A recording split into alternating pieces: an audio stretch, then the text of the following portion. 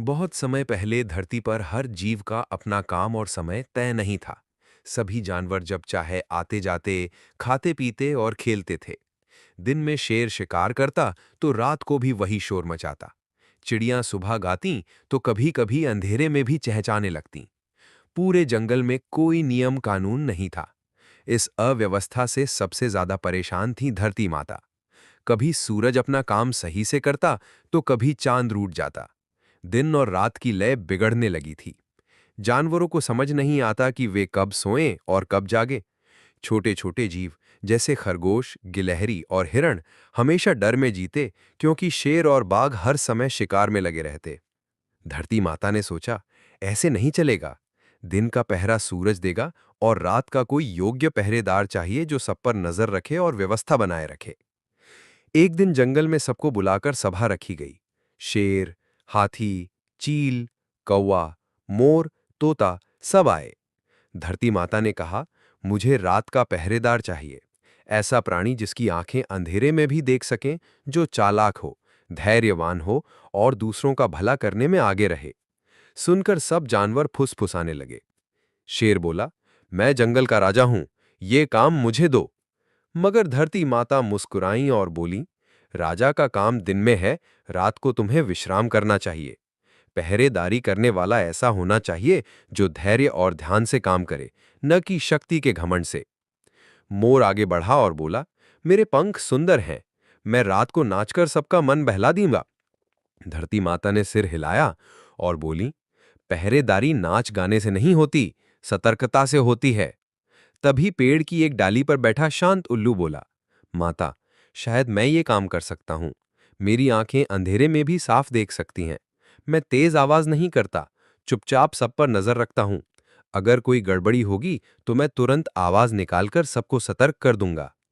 जंगल के सब जानवर उल्लू की बात सुनकर हंसने लगे। ये छोटा सा उल्लू पहरेदार बनेगा? शेर गरजा, इसका चेहरा तो हमेशा अजीब सा लगता है। बंदर ने मजाक उड़ाया, और दिन में तो ये सोता ही रहता है। हिरण ने ताना मारा। उल्लू चुप रहा। उसने न गुस्सा किया न जवाब दिया, बस अपनी बड़ी बड़ी आंखों से चारों ओर देखता रहा। धरती माता ने सबको चुप कराया और कहा, सच्चा पहरेदार वही है जो मजाक और तानों को सहकर भी अपने काम से पीछे न हटे। मैं उल्लू की परीक्षा लूंगी। उस रात जंगल में अजीब सन्नाटा था। धरती माता ने सब जानवरों को छिपकर देखने को कहा। अब काम था उल्लू का। उल्लू ऊंची डाल पर बैठा। उसकी आंखें अंधेरे में चमक रही थीं। अचानक झाड़ियों में खड़खड़ाहट हुई। एक लोमड़ी छोटे खरगोश पर झपटने ही वाली थी। उल्लू ने तुरंत जोर से आवाज निकाली, "उम्म।" आवाज सुनते ही खरगोश चौकन्ना होकर भाग गया और बाकी जानवर जाग गए। लोमड़ी डरकर पीछे हट गई। थोड़ी देर बाद एक सांप पेड़ की ओर रेंगने लगा जहां चिड़ियों के बच्चे सो रहे थे। उल्लू ने फिर जोर से आवाज निकाली और अपने पंखों से हवा पैदा की। चिड़ियों की मां जाग गई और तुरंत अपने बच्चों को बचा लिया।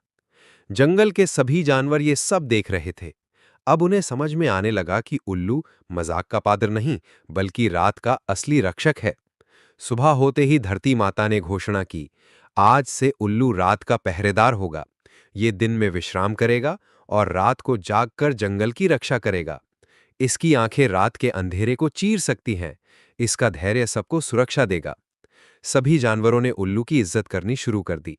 शेर ने भी कहा, तुम भले छोटे हो, लेकिन तुम्हारे बिना जंगल अधूरा है। उल्लू ने फिर सबको समझाया, मित्रों, हर किसी की अपनी अपनी खासियत होती है।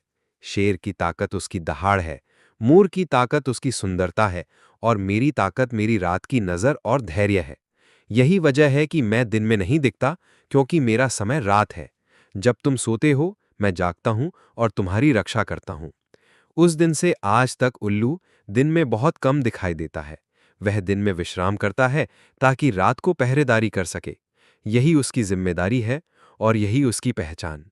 जंगल के छोटे बड़े सब जीव ये बात समझ गए कि किसी को उसके रूप या आदत से नहीं, बल्कि उसके काम और गुणों से पहचाना जाना चाहिए। शिक्षा। हर किसी की अपनी अपनी खासियत होती है। मजाक उड़ाने से कोई छोटा या बड़ा नहीं हो जाता। असली सम्मान मेहनत और जिम्मेदारी निभाने से मिलता है। धैर्य और सतर्कता शक्ति से भी बड़ी ताकत है।